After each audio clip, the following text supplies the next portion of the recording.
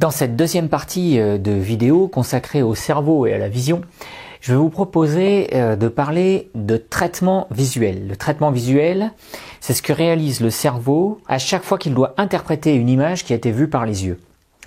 Alors, la méthode qu'emploie le cerveau, c'est diviser pour mieux régner. C'est-à-dire que tout ce qui est reçu par l'aire visuelle dite V1, là, qui reçoit toutes les informations, elle est divisée en plusieurs aires cérébrales, comme l'aire V2, V3, V4 et V5, qui chacune va s'occuper de quelque chose, d'un élément de l'image. D'accord ? Alors on le sait ça grâce à des pathologies que certains patients ont subies à la suite de traumatismes à l'intérieur du cerveau, ce qu'on appelle des lésions, par exemple une attaque au monoxyde de carbone suite à une cheminée qui fuit ou un incendie, et une partie du cerveau peut être détruite. Et là on a remarqué que des gens n'étaient plus capables de faire des choses très simples. Par exemple, une personne dont l'aire visuelle notée V4 a été détruite n'est plus capable de reproduire cette figure simple là à gauche. Là ici j'ai des carrés et des rectangles de couleur blanche, verte, rouge et un carré noir. Ça vous le voyez parce que votre cerveau est normal. Eh bien une personne dont la partie V4 a été détruite va représenter ça comme ça. Alors je n'invente pas, hein, c'est à peu près ça. Donc là, blanc. Le blanc devient vert ou bleu. Alors c'est pas toujours pareil, c'est ça qui est intéressant. Le rouge devient noir ou d'une autre couleur, comme par exemple du jaune. Voilà. Là, on a quelqu'un qui très clairement ne voit pas le monde comme nous. Donc ces personnes ne sont pas daltoniennes, il n'y a pas de problème au niveau des rétines, il y a un problème au niveau des cerveaux. Mais ça, par contre, ça permet de comprendre que l'aire visuelle V4 est spécialisée dans la perception des couleurs. D'autres personnes atteintes dans l'aire visuelle V3 ont un problème bien plus grave. Là, cette fois-ci, c'est le problème de la reconnaissance des formes. Donc, on demande à une personne de reconnaître la forme à gauche. Là, par exemple, un triangle, et de cocher une des formes qui ressemble la plus à celle-là. Et alors là, ça donne ça. Il faut me croire sur parole, mais c'est vrai. Voilà, le cercle. On lui montre une croix, et là, il coche le cercle à nouveau. Ah oui, alors là ça va vraiment pas. Hein. La clé est là, allez, tiens, l'épingle de nourrice. Ces gens-là qui voyaient normalement avant ont une destruction partielle de leurs aires visuelles et perdent tantôt donc la couleur, RV4, la distinction des formes, RV3, et l'RV5, là, celle-là, elle est spécialisée dans la perception du mouvement. Alors, je ne connais pas de cas pathologique à qui c'est arrivé, mais par contre, vous qui avez un cerveau normal, vous pouvez être sensible à des illusions liées au mouvement. Regardez cette image, par exemple. Vous voyez, fixez un serpent, et vous allez voir les serpents autour qui tournent. Sur cette autre image, vous voyez des fleurs, fixez une fleur. Cette fleur que vous fixez, elle ne bouge pas. Par contre, les fleurs qui sont autour bougent. Alors, l'explication, elle n'est pas très compliquée à trouver. Elle est liée au bâtonnet. En effet, la fleur que vous regardez, elle ne bouge pas. Donc, ce n'est pas les cônes qui se trouvent dans la fovea, donc dans l'axe visuel, qui sont responsables de cette illusion. Par contre, les bâtonnets, eux, ont un problème de perception des contrastes. Dans tous les cas, quand vous voyez ces mouvements, dites-vous que ça fait travailler une aire visuelle nommée V5. Un peu plus dur à comprendre, des illusions liées à la reconnaissance des formes. Là, vous avez un peu halluciné en voyant ça, mais pourtant c'est la réalité. N'empêche que vous qui avez un cerveau normal, je peux aussi vous faire voir des choses qui n'existent pas. C'est ce qu'on appelle les illusions géométriques. Ça fait plusieurs centaines d'années qu'on les étudie, et au 19e siècle, des scientifiques ont très sérieusement donné leur nom à telle ou telle illusion. Il en existe des centaines en fait. Hein. Par exemple, je vous en montre une là qui est très célèbre. Vous voyez ces deux traits là. Je peux constater que ces traits ont exactement la même taille. Hein. Ils mesurent 30 cm les deux là. Mais si ces traits, je leur associe une forme comme ça, là, alors à ce moment-là, votre œil va avoir ce trait plus grand et celui-là plus petit. Cette illusion s'appelle Müller-Lyer. Elle est due au fait que vous avez un élément perturbateur là qui induit une déformation visuelle. Les deux traits sont appelés éléments test et ces deux formes-là sont appelées éléments inducteurs, inducteurs de déformation. Avant d'expliquer ça, on va regarder d'autres. Ici, vous avez l'illusion de Zollner. Tous les traits qui sont là sont parallèles entre eux. Ça, c'est l'élément test. Maintenant, j'induis une déformation avec l'élément inducteur. Comme ça. Et là, en principe, vous ne voyez plus les traits parallèles entre eux. En effet, les éléments inducteurs donnent l'impression que les traits se rapprochent ou s'éloignent et du coup ne peuvent plus être parallèles pour votre cerveau. De la même manière, sur l'illusion dite de Ponzo, les deux traits qui sont là ont exactement la même taille. Mais ces traits qui sont ici donnent l'impression que celui-là est plus grand. Toutes ces illusions, elles sont liées au même principe.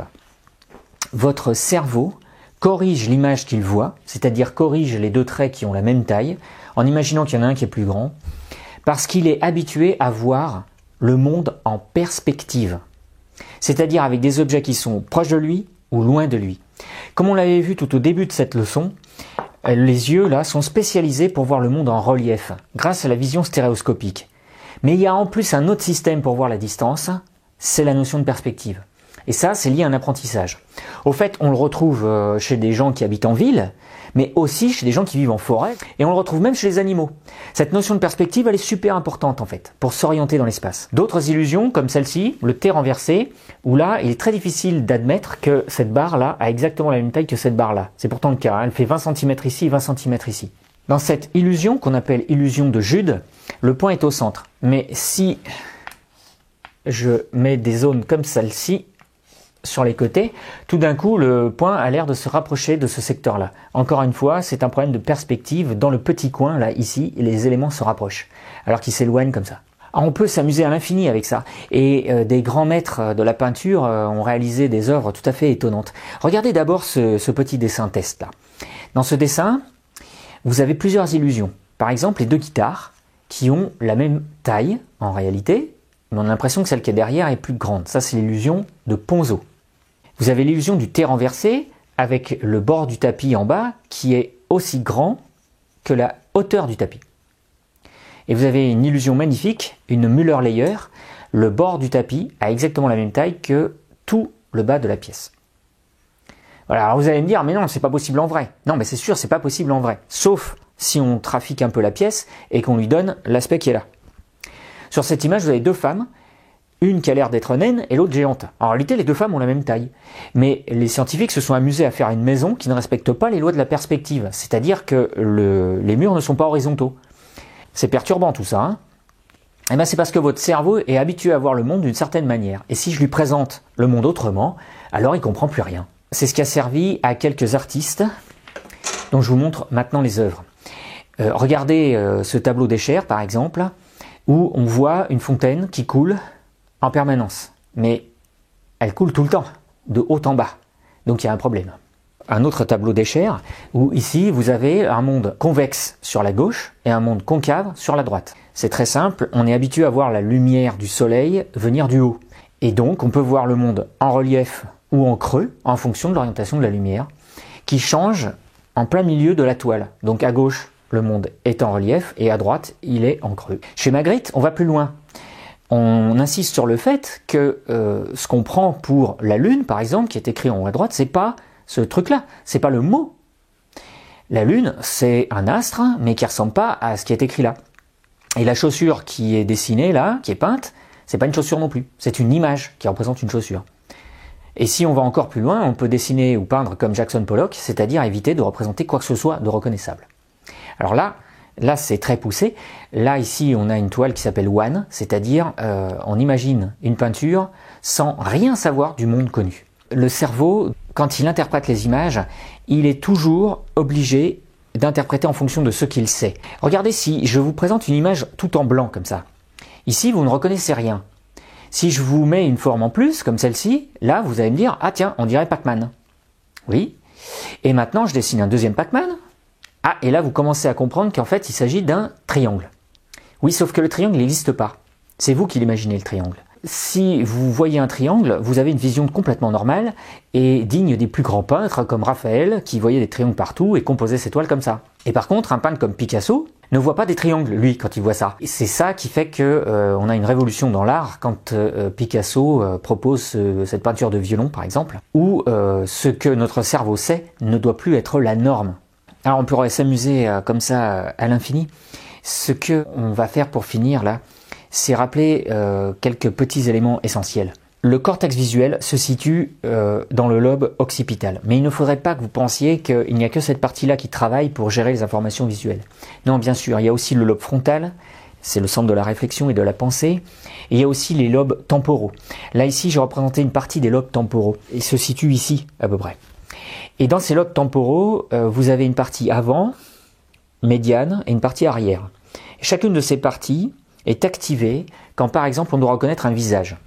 Là, vous me reconnaissez, je suis Monsieur Audou, professeur d'SVT, vous savez que c'est moi, vous me voyez, vous me reconnaissez. Eh bien, c'est parce que dans votre lobe temporal, ici, vous avez un centre de l'identification des personnes et des objets.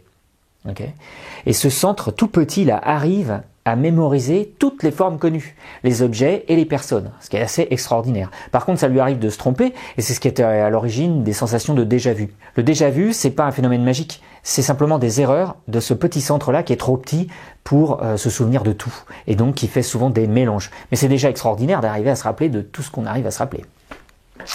Là, ici, vous avez un centre qui s'active pour voir les notions de symétrique. Quand par exemple, vous me regardez de face comme ça, vous me voyez à peu près symétrique. Je ne suis pas complètement symétrique. Personne n'est complètement symétrique. Mais ça fait s'activer la partie médiane du lobe temporal. Et l'orientation de mon visage, de profil ou de face, là, active une autre zone du lobe temporal qui se trouve en arrière, là, dans la partie postérieure. Donc, les aires visuelles sont dans le lobe occipital, mais tout le cerveau travaille quand on regarde des images.